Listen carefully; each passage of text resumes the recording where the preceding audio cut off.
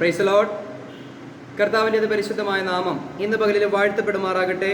ഇന്ന് സഭായോഗ മധ്യ വായിച്ച തിരുവചന ഭാഗം വിശുദ്ധ യോഹന്നാൻ എഴുതിയ സുവിശേഷം 8-ാം അധ്യായം 31 മുതൽ അവസാനം വരെയുള്ള വാക്യങ്ങളാണ്. ഈ 8-ാം അധ്യായം നമ്മൾ പരിശോധിക്കുമ്പോൾ വിവിധ തലക്കെട്ടുകളെ നമുക്ക് കാണാം. ആ അധ്യായത്തിൽ കർത്താവ് കൈകാര്യം ചെയ്ത അനേകം വിഷയങ്ങളെക്കുറിച്ച് നമുക്ക് കാണാൻ സാധിക്കുന്നതാണ്. ആദ്യത്തെ കാര്യം, പിടിക്കപ്പെട്ട വ്യഭിചാരകർമ്മത്തിൽ പിടിക്കപ്പെട്ട ഒരു സ്ത്രീയുടെ വിഷയത്തെ സംബന്ധിച്ച് അവിടെ പറഞ്ഞിരിക്കുകയാണ്. അത് കഴിഞ്ഞതിന് ശേഷം നിങ്ങളിൽ പാപം ചെയ്യാത്തവർ അവളെ കല്ലെറിയട്ടെ എന്ന് പറഞ്ഞ് അതിന് പരിഹാരം വരുത്തിയതിന് ശേഷം യഹൂദന്മാർക്ക് ചില മുന്നറിയിപ്പുകളെ കർത്താവ് കൊടുക്കുകയാണ്. നിങ്ങൾ കാര്യങ്ങൾ മനസ്സിലാക്കിയില്ലെങ്കിൽ നിങ്ങളുടെ പാപത്തിൽ നിങ്ങൾ മരിക്കും എന്നുള്ളത് കർത്താവ് 3 പ്രാവശ്യമെങ്കിലും അവിടെ പറയുകയാണ്. അതിനുശേഷം ഈ കാര്യങ്ങളൊക്കെ പറഞ്ഞു കഴിഞ്ഞപ്പോൾ കുറച്ചു പേർ കർത്താവിൽ വിശ്വസിച്ചു. വിശ്വസിച്ചവരെ കുറിച്ച് അതിൻ്റെ 31 മുതലുള്ള വാക്യങ്ങളെ കുറിച്ച് പറയുകയാണ്. സത്യം നിങ്ങളെ സ്വതന്ത്രരാക്കുമെന്നുള്ള തലക്കെട്ടിൽ കാര്യങ്ങൾ പറയുകയാണ്. തന്നിൽ വിശ്വസിച്ച യഹൂദന്മാരുടെ യേശു തുടർന്ന് കാര്യങ്ങളെ പറയുകയാണ്. അങ്ങനെ പറഞ്ഞു വരുമ്പോൾ കർത്താവ് കാര്യങ്ങളിലേക്ക് കടന്നപ്പോൾ തന്നിൽ വിശ്വസിച്ചു വന്നവരോട് കർത്താവ് പറയുകയാണ്, നിങ്ങളുടെ പിതാവ് പിശാചാണ് നിങ്ങളുടെ പിതാവ് എന്ന് പറയുകയാണ്. തന്നിൽ വിശ്വസിച്ചവരോടാണ് ഇത് പറയുന്നതെന്ന് വളരെ ശ്രദ്ധേയമായൊരു കാര്യമാണ്. തന്നിൽ വിശ്വസിച്ച് കടന്നു വന്നവരോട് പറയുകയാണ്, നിങ്ങളുടെ പിതാവ് പിശാചാണ് നിങ്ങളുടെ പിതാവ് എന്ന് പറയുകയാണ്. Price the Lord. ഇന്ന് പകലിൽ വിശ്വസിച്ച് കടന്നു വന്നിരിക്കുന്നവരുടെ പിതാവ് ആരെന്നും നമ്മൾ കൃത്യമായി മനസ്സിലാക്കിയിരിക്കണം. യേശുവിൽ വിശ്വസിച്ചാൽ എല്ലാം തികഞ്ഞുവെന്നാണ് ഇന്ന് ലോകത്തുള്ള എല്ലാ സഭകളുടെയും ചിന്ത. പക്ഷെ കർത്താവ് കൃത്യമായ കാര്യങ്ങളെ പറഞ്ഞു കൊടുക്കുകയാണ്. അതിനുശേഷം ഞാൻ അബ്രാഹത്തിന് മുൻപേ ഉള്ളവനാണ് എന്ന് പറയുകയാണ്. അപ്പോൾ വിശ്വസിച്ച കൂട്ടത്തോട് കർത്താവ് പറയുമ്പോൾ അവിടെ ചില ഭാഗങ്ങളിൽ പറയുകയാണ്, നീ ഒരു ശമര്യനാണ്. വിശ്വാസികൾ പറയുകയാണ് യേശുവിനെ നോക്കി. അല്പം കഴിഞ്ഞ് മുന്നോട്ട് പോയിട്ട് പറയുകയാണ്, നിനക്ക് ഭൂതമുണ്ട്. അപ്പോൾ കർത്താവ് അല്പം കൂടി ഉപദേശത്തിന് കട്ടി കൂട്ടിയപ്പോൾ പറയുകയാണ്, നിനക്കൊരു ഭൂതമുണ്ടെന്ന് ഞങ്ങൾ പറഞ്ഞത് ഇപ്പോൾ വാസ്തവമായും ശരിയാണ് എന്ന് ജനം പറയുകയാണ്. ഇതാണ് ദൈവവചനത്തിന്റെ ആഴങ്ങളിലേക്ക് കടക്കും തോറും തന്നിൽ വിശ്വസിച്ച യഹൂദർ പോലും നിനക്ക് ഭൂതമുണ്ട്, നിനക്ക് ഭ്രാന്തുണ്ട്, നിന്നെ എന്തിൽ വിശ്വസിക്കണം, നീ ശമര്യനാണ്. കണ്ടോ? കാരണം എന്താ? കർത്താവ് ഇതിന് കാരണം മുൻപേ പറഞ്ഞു, നിങ്ങളുടെ പിതാവ് വാസ്തവമായും നിങ്ങൾ വിളിച്ചപേക്ഷിക്കുന്ന സ്വർഗസ്ഥനായ ദൈവമല്ല, മറിച്ച് നിങ്ങളുടെ പിതാവ് പിശാചാണ്. അതുകൊണ്ടാണ് നിങ്ങൾ എന്നെ കൊല്ലാൻ നോക്കുന്നത്, എന്നെ കല്ലെറിയാൻ നോക്കുന്നത്. ഇതെല്ലാം കൃത്യമായി പറഞ്ഞു കൊടുത്തതിന് ശേഷം ഏറ്റവും അവസാന വാക്യത്തിൽ നമ്മൾ എന്താണ് വായിച്ചത്? ഉടനെ അവർ യേശുവിനെ എറിയുവാൻ കല്ലുകളെടുത്തു. എങ്ങനെയുണ്ട്? വിശ്വസിച്ച യഹൂദരോടാ കർത്താവ് സംസാരിക്കുന്നത്. സത്യമായ കാര്യങ്ങൾ പറഞ്ഞപ്പോൾ വിശ്വസിച്ച യഹൂദർ എന്താ ചെയ്തത്? അവസാനം തങ്ങൾ വിശ്വസിച്ച യേശുവിനെ എറിയുവാൻ കല്ലുകൾ എടുക്കുകയാണ്. എത്രയോ വിരോധാഭാസമായ കാര്യമല്ലേ? ഇത് തന്നെയാണ് ഒരു സത്യസുവിശേഷകന്റെ അവസ്ഥ എന്നുള്ളത് മനസ്സിലാക്കണം, അല്ലെ? സത്യം പറഞ്ഞിട്ടുള്ള എല്ലാവരുടെയും അവസ്ഥ ഇതൊക്കെ തന്നെയാ. സത്യം പറയുമ്പോൾ ഈ ഉപദേശം കട്ടിയാണ് എന്ന് പറഞ്ഞുകൊണ്ട് അനേകർ ഇട്ടിട്ട് പോകും. പിന്നെ യേശുവിനെ അവർ പിൻപറ്റാതെ പോകും. പിന്നെയും സത്യങ്ങളെ പറയുമ്പോൾ അവിടെ വിഷമങ്ങൾ ഉണ്ടാകും, പ്രയാസങ്ങൾ ഉണ്ടാകും. ഒടുവിൽ ആ പറയുന്നവനെ കുറ്റപ്പെടുത്തും, അല്ലെ? ഇത് യേശുക്രിസ്തുവിനെയാ കുറ്റപ്പെടുത്തിയത്. നീ ഒരു ശമര്യനാണ്, നിനക്ക് ഭൂതമുണ്ട്. എന്നിട്ട് പറയാണ്, നിനക്ക് ഭൂതമുണ്ടെന്ന് ഇപ്പോൾ ഞങ്ങൾക്ക് മനസ്സിലായി. കൂടുതൽ അവരുടെ വാക്കുകൾ കൂടുതൽ ശക്തി ആർജിക്കുകയാണ് കർത്താവിനെതിരെ. ഒടുവിൽ കർത്താവിനെതിരെ എറിയുവാൻ കല്ലുകൾ എടുക്കുന്ന ഒരു സമൂഹത്തെയാണ് നമ്മൾ കാണുന്നത്, അല്ലേ? കർത്താവ് എല്ലാം ഭംഗിയായി ചെയ്യുമ്പോൾ ഇത് അംഗീകരിക്കാൻ മനസ്സില്ല. നിങ്ങളിത് കേൾക്കാത്തത് എന്തുകൊണ്ടാ? നിങ്ങൾക്ക് എൻ്റെ വചനത്തിന് ഹൃദയത്തിൽ ഇടമില്ല, നിങ്ങൾക്കിത് കേൾക്കാൻ മനസ്സില്ല എന്ന് കർത്താവ് പല കാര്യങ്ങൾ പറയുന്നുണ്ട്. ഈ അധ്യായത്തിന്റെ ഒരു വാക്യം എടുത്താൽ തന്നെ ഇന്നത്തെ പ്രസംഗം മുഴുവനും പ്രസംഗിക്കാനുള്ള വകുപ്പ് ഈ അധ്യായത്തിലുണ്ട്. അതുകൊണ്ടാണ് ഞാൻ ചില തലക്കെട്ടുകൾ മാത്രം ഞാൻ വായിച്ചത്. പിടിക്കപ്പെട്ട വ്യഭിചാരിണിയുടെ കാര്യത്തിൽ കർത്താവ് ക്രമീകരണം ചെയ്തു. യേശു ലോകത്തിന്റെ പ്രകാശമാണ് എന്ന് വിളംബരം ചെയ്തു. അപ്പോൾ തന്നെ യഹൂദന്മാർക്ക് മുന്നറിയിപ്പ് കൊടുത്തു. സത്യം നിങ്ങളെ സ്വതന്ത്രരാക്കുമെന്ന് പറഞ്ഞു.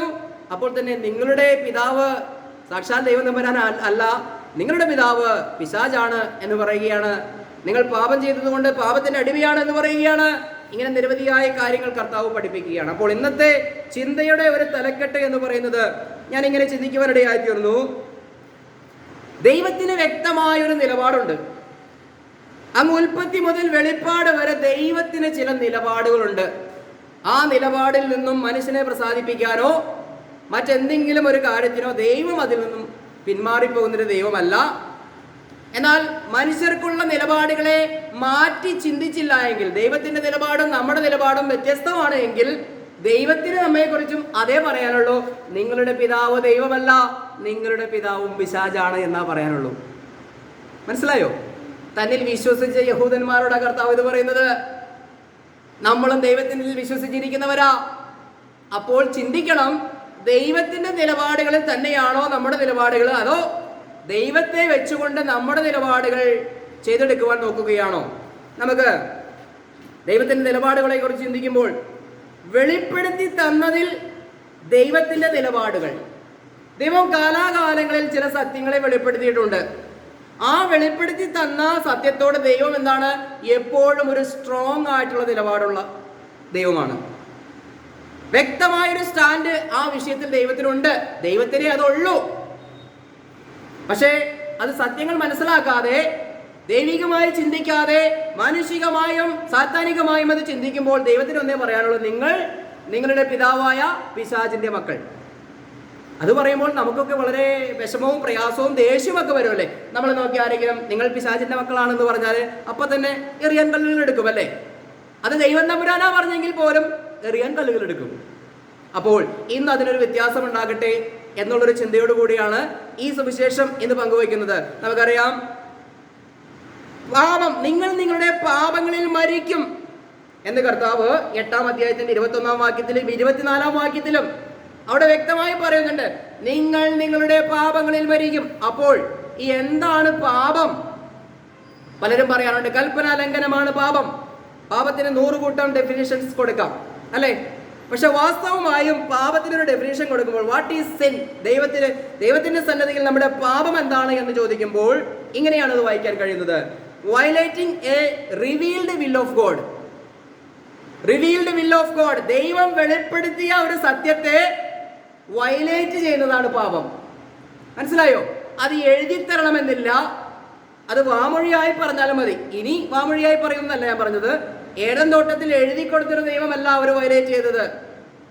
റിവീൽഡ് വിൽ ഓഫ് ഗോഡ്, ദൈവം വെളിപ്പെടുത്തിയ തന്റെ ഹിതം, ഒരു ഹിതം ദൈവം വെളിപ്പെടുത്തി, അതിനെ ലംഘിക്കുന്നതാണ് പാപം.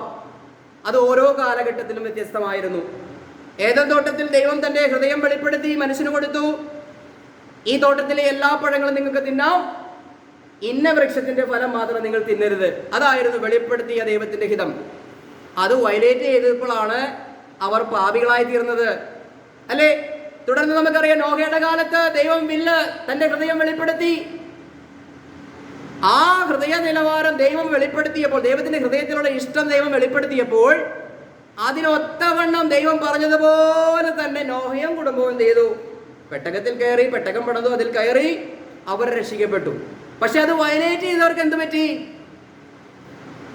അതുവരെ അവര് തിന്നും കുടിച്ചും വിവാഹത്തിന് കൊടുത്തും വിവാഹം കഴിച്ചും നട്ടും വളർത്തിയും തിന്നും കുടിച്ചും പോന്നു. ഇതെല്ലാം ദൈവം തന്നെയല്ലേ പ്രൊവൈഡ് ചെയ്തത്? അപ്പൊ ഇവിടെ നിത്യതയോടുള്ള ബന്ധത്തിൽ, രക്ഷയോടുള്ള ബന്ധത്തിൽ മാത്രമാണ് ദൈവത്തിന്റെ നിലപാടിൽ ദൈവം ഉറച്ചു നിന്നത്.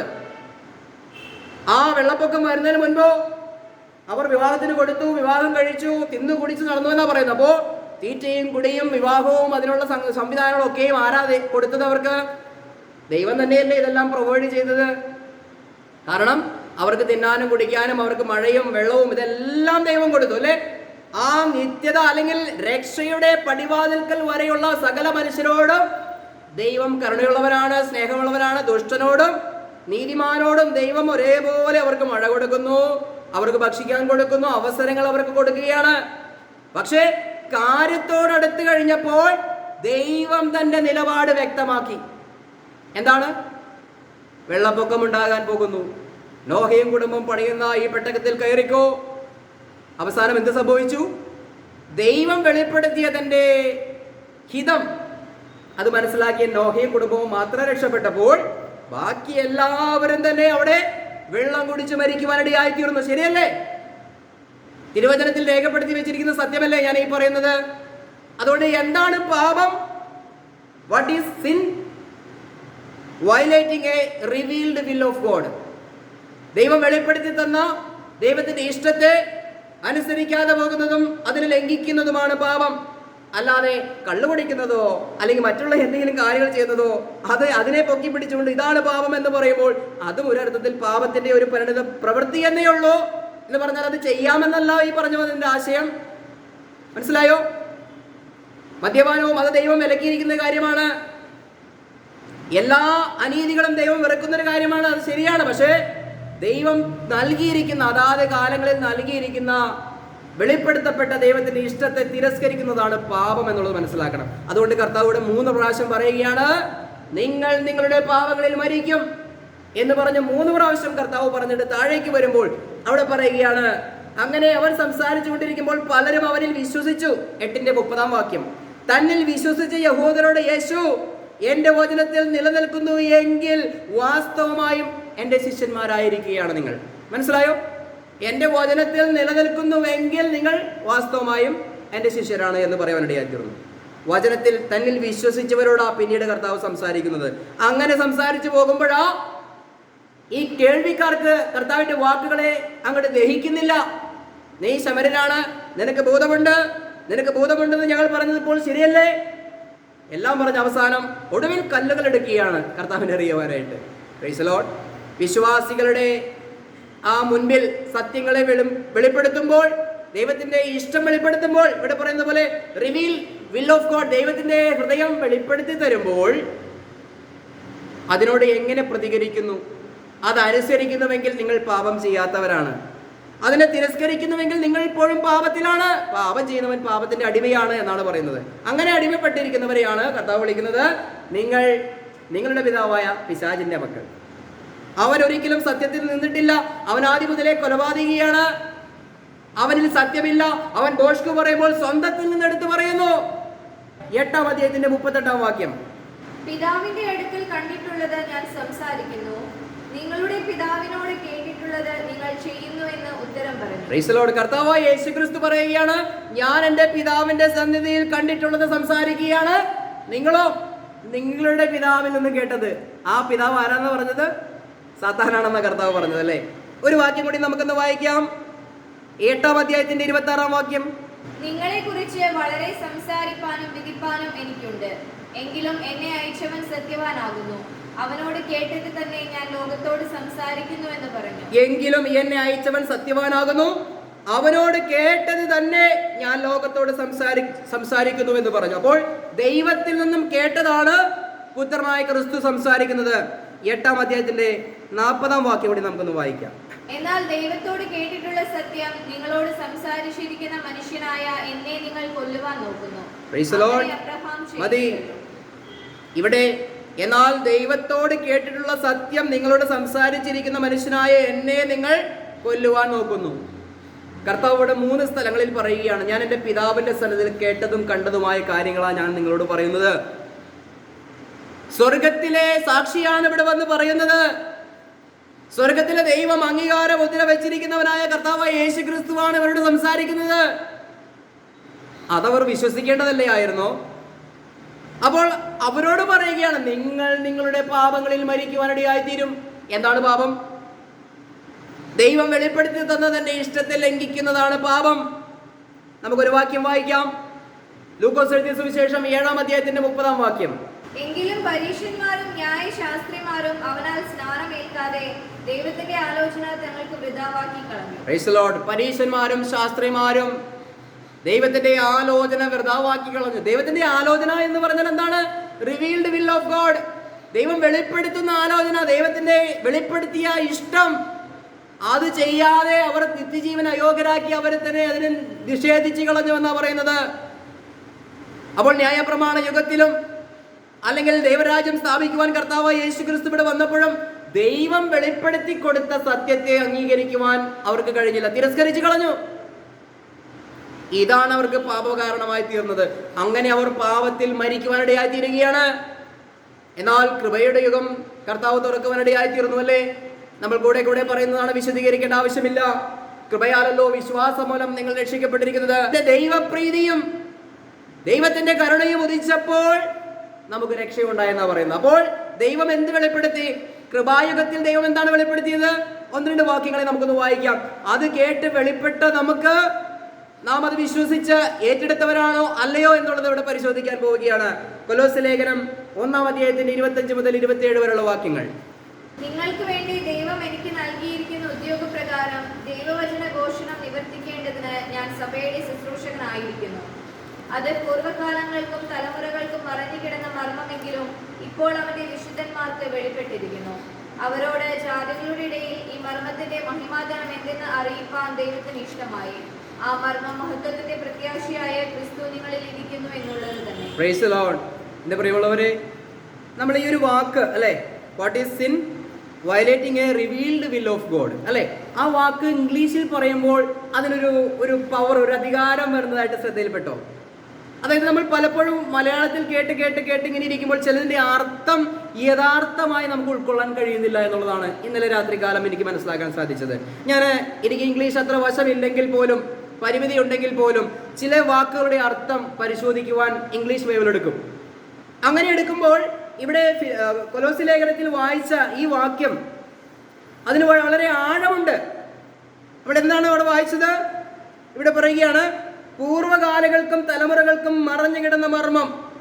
കൂടെ വായിക്കുന്നതുകൊണ്ട് ആ വാക്കുകൾക്കൊരു പവർ കുറവ് പോലെ തോന്നുന്നു അല്ലേ? പക്ഷെ അത് ഇംഗ്ലീഷിൽ വായിക്കുമ്പോഴുണ്ടല്ലോ ഇങ്ങനെ പറയാണ്, അതിനെ ഏജസ്, യുഗങ്ങൾക്കും ജനറേഷൻ, തലമുറകൾക്കും, ഏജസിനും ജനറേഷനും മുൻപ് മറഞ്ഞു കിടന്നൊരു, ഹിഡനായി കിടന്നൊരു സത്യം, ഹിഡൻ, മറഞ്ഞു കിടന്നിരുന്നൊരു സത്യം. ഏജസിന് മുൻകാലങ്ങളിൽ എന്ന് പറയുമ്പോൾ മുൻ യുഗങ്ങളിൽ, അല്ലെങ്കിൽ ന്യായപ്രമാണ യുഗത്തിലോ അങ്ങനെ നോഹയുടെ കാലത്തിലോ ആദാമിന്റെ കാലത്തിലോ വെളിപ്പെടുത്താതെ ദൈവം എന്ത് ചെയ്തു? തൻ്റെ ഹിതം വെളിപ്പെടുത്തി എന്നാ പറയുന്നത്. ഈ മർമ്മത്തിന്റെ മഹിമാധനം ജാതികളുടെ ഇടയിൽ ശ്രേഷ്ഠമായിട്ടുള്ളൊരു കാര്യമാണ് എന്നുള്ളത് പൗലോസ് പറയുകയാണ്, ഇത് വെളിപ്പെടുത്തി തരുവാൻ ദൈവം തന്നിലാണ് പ്രസാദിച്ചത് എന്ന് പറയുക. അപ്പോൾ ഈ കൃപായുഗത്തിൽ സിൻ എന്ന് പറഞ്ഞാൽ എന്താണ്? ദൈവം പറയുകയാണ്, മറഞ്ഞു കിടന്നിരുന്നൊരു മാർമിക സത്യം, അല്ലെങ്കിൽ തലമുറകൾക്കും ഏജസിനും ജനറേഷനും മുൻപേ അത് മറഞ്ഞിരിക്കുകയായിരുന്നു. ഇപ്പോഴാണത് റിവീൽഡ് ചെയ്തത്, ഇപ്പോഴാണത് വെളിപ്പെടുത്തിയതെന്ന് പറയുക. തന്നെയുമല്ല, തീത്തോസിന് എഴുതിയ ലേഖനത്തിൽ പറയുന്നുണ്ട്, മനുഷ്യപ്രീതിയും ദൈവത്തിന്റെ കരുണയും ഉദിച്ചപ്പോഴാണ് നമുക്ക് രക്ഷ കൈവന്നത് അല്ലെ? അപ്പോൾ ദൈവം നമുക്ക് വേണ്ടി ഒന്ന് കരുതി തന്റെ ഹിതം വെളിപ്പെടുത്തുകയാണ്. ദൈവത്തിന്റെ ഹിതം ദൈവം നമുക്ക് വെളിപ്പെടുത്തുകയാണ്. അങ്ങനെ വെളിപ്പെടുത്തിയപ്പോഴാണ് കൃപയാലല്ലോ വിശ്വാസം മൂലം നിങ്ങൾ രക്ഷയ്ക്ക് പ്രാപിച്ചിരിക്കുന്നത്. അതിനും നിങ്ങളുടെ പ്രവൃത്തികൾ ആവശ്യമില്ല, സൗജന്യമായിട്ടാണ് നീതീകരിക്കപ്പെടുന്നത്.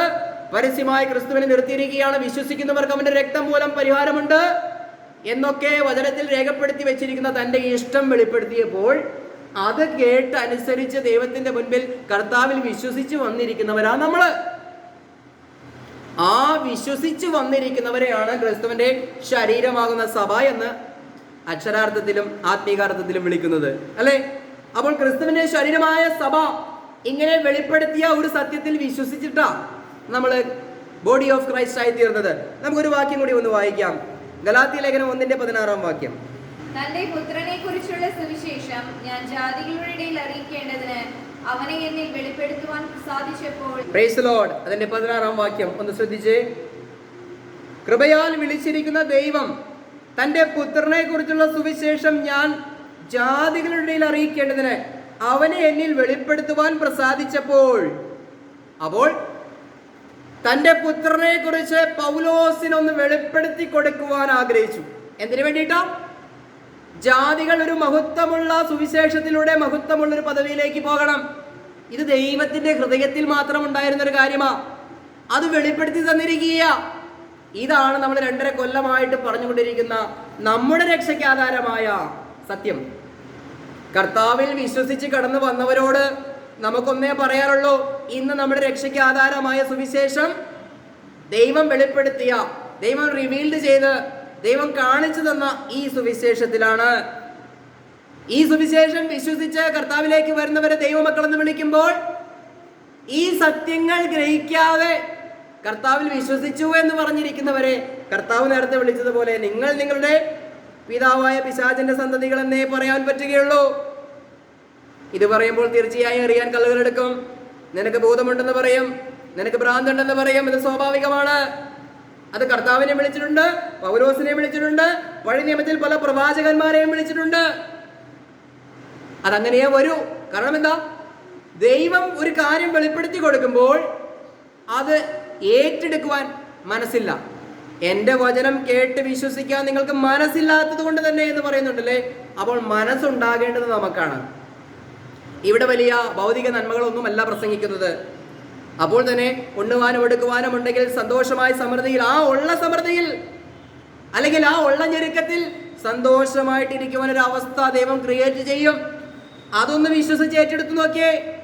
അത് വിശ്വസിച്ച് ഏറ്റെടുക്കാതെ വരുമ്പോഴാണ് ആ വചനത്തിന്റെ നിവൃത്തി ജീവിതത്തിൽ പ്രാവർത്തികമാകാത്തത്. ഞാൻ പറഞ്ഞത് മനസ്സിലായോ?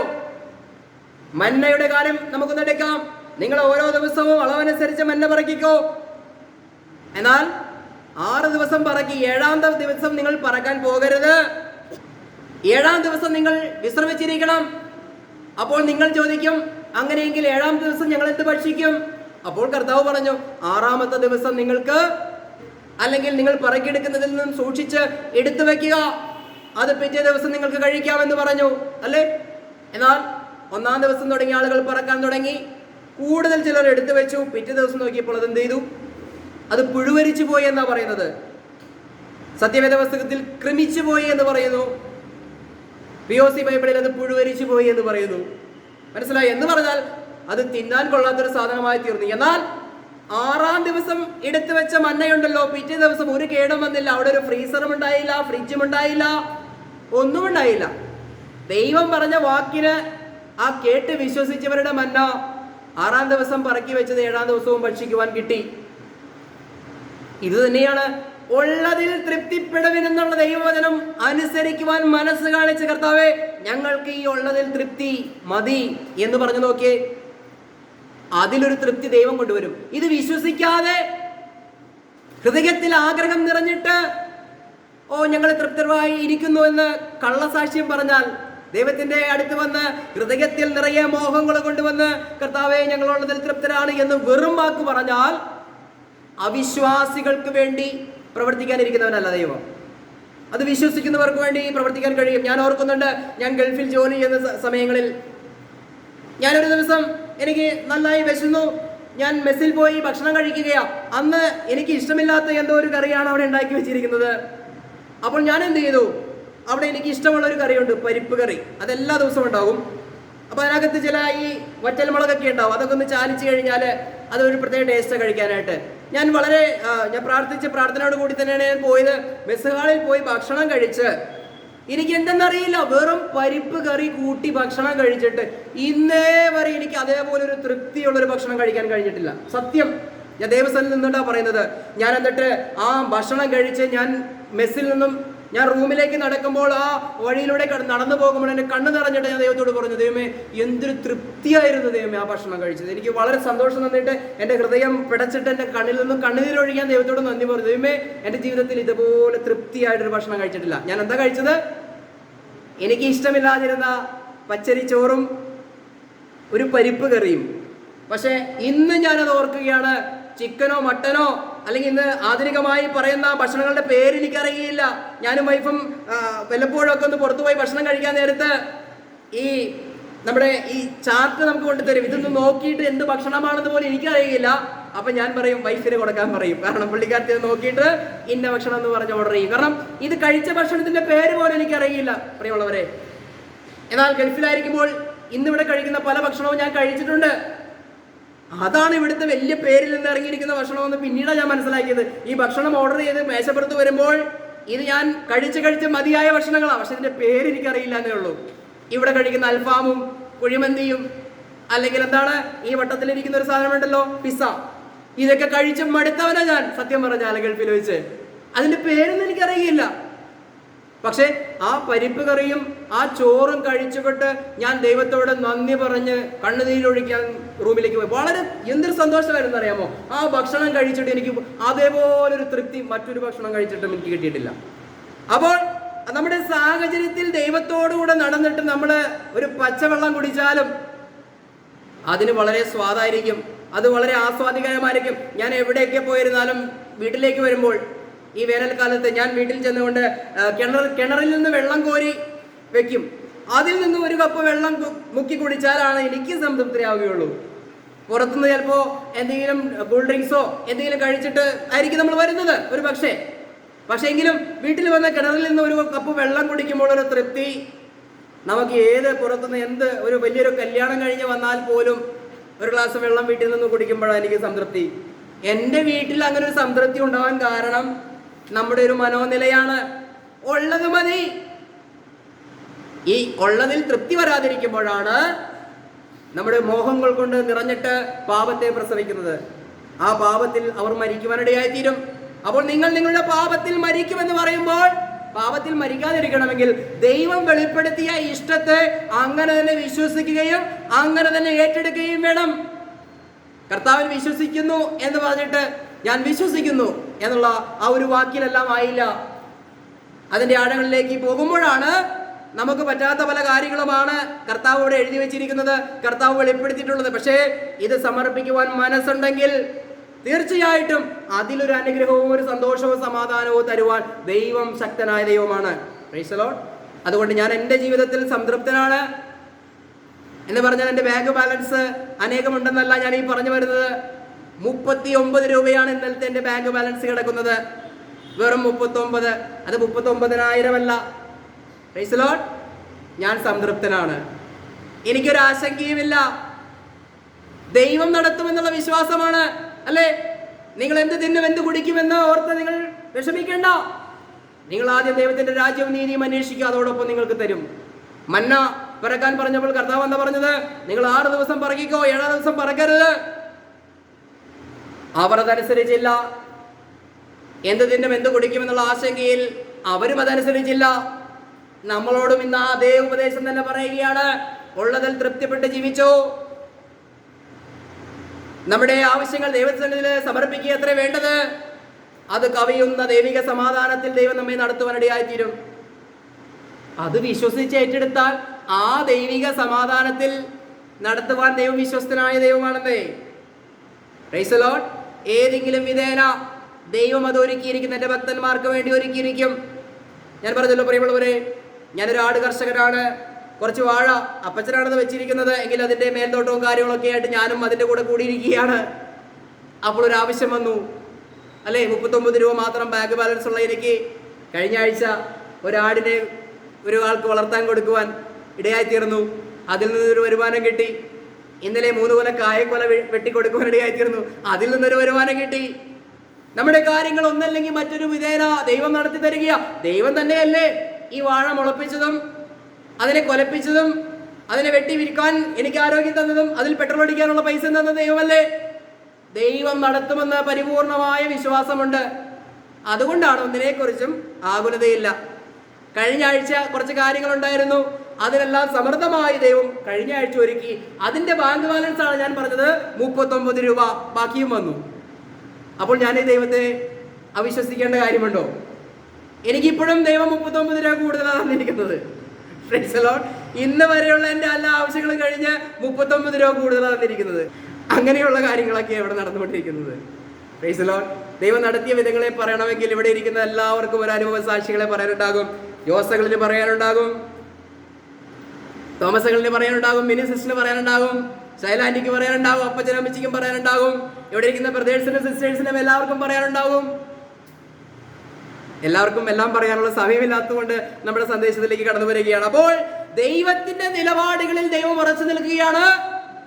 ആ നിലപാട് മനസ്സിലാക്കി ദൈവത്തോട് കൂടെ ചേർന്ന് നിൽക്കുന്നുവെങ്കിൽ നമ്മുടെ പിതാവ് ദൈവമെന്ന് നമുക്ക് വിളിക്കാം. ദൈവത്തിന്റെ നിലപാട് മറ്റൊന്നും എൻ്റെ നിലപാട് മറ്റൊന്നുമാണെങ്കിൽ ദൈവം നമ്മെ നോക്കി വിളിക്കുകയാണ്, നിങ്ങളുടെ പിതാവായ പിശാചിന്റെ മക്കളാണ് നിങ്ങൾ. അപ്പോൾ നാം ആരുടെ മക്കളാ?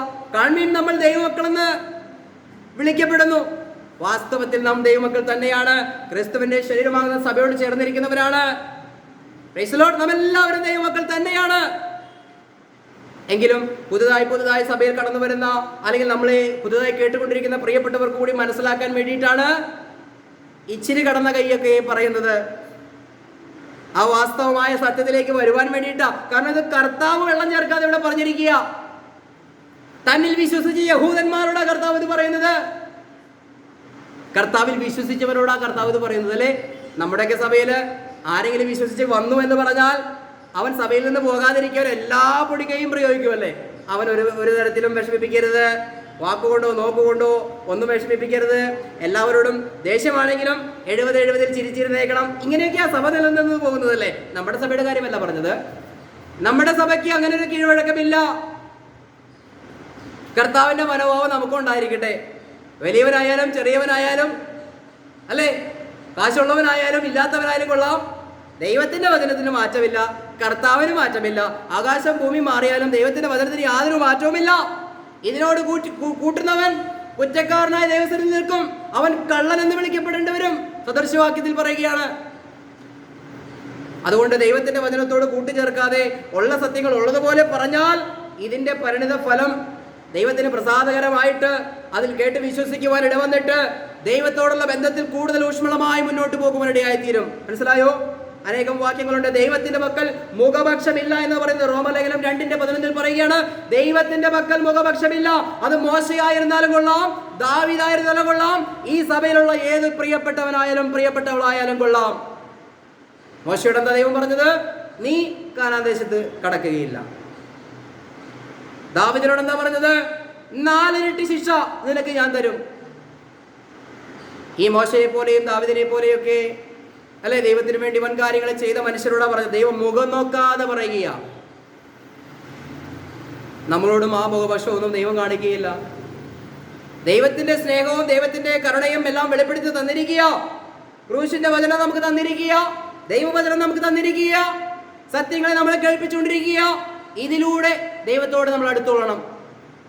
ഇത് വിട്ട് ദൈവത്തിന്റെ നിലപാടുകൾ വിട്ട് നമ്മുടെ നിലപാടിന് വേണ്ടി കർത്താവിനെ കൂട്ടുപിടിക്കാൻ നിന്ന് കഴിഞ്ഞാൽ കർത്താവിന് ഒന്നേ പറയാനുള്ളൂ, നിങ്ങൾ നിങ്ങളുടെ പിതാവായ പിശാചിന്റെ സന്തതികളാണ്, ദൈവമക്കളെ നിങ്ങളായിട്ടില്ല. ദൈവമക്കളാകണമെങ്കിൽ സത്യം നിങ്ങൾ അറിയണം, സത്യം നിങ്ങളെ സ്വതന്ത്രരാക്കണം. Price the Lord. മറ്റനേകം കാര്യങ്ങൾ പറയുവാനുണ്ട്. ഒരിക്കൽ കൂടി പറയട്ടെ. എന്താണ് പാപം? ദൈവം വെളിപ്പെടുത്തി തന്ന ഒരു സത്യത്തെ തിരസ്കരിക്കുന്നതാണ് പാപം.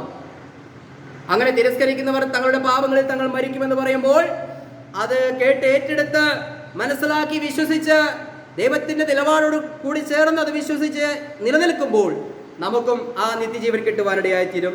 നമ്മിലും ദൈവം പ്രസാദിക്കുവാനിടയായിത്തീരും. നമ്മുടെ ചെറുതും വലുതുമായ സകല പ്രശ്നങ്ങൾക്കും ദൈവത്താൽ അതിനൊരു പരിഹാരം വരുവാനിടയായിത്തീരും. ചാരത്തും ദൂരത്തുമായി എന്നെ കേൾക്കുന്ന എല്ലാ പ്രിയപ്പെട്ടവരെയും ഈ സന്ദേശത്താൽ ദൈവം അനുഗ്രഹിക്കട്ടെ എന്ന് പറഞ്ഞുകൊണ്ട് ഞാൻ എൻ്റെ വാക്കുകളെ നിർത്തുന്നു. ദൈവനാമം മഹത്വപ്പെടുമാറാകട്ടെ.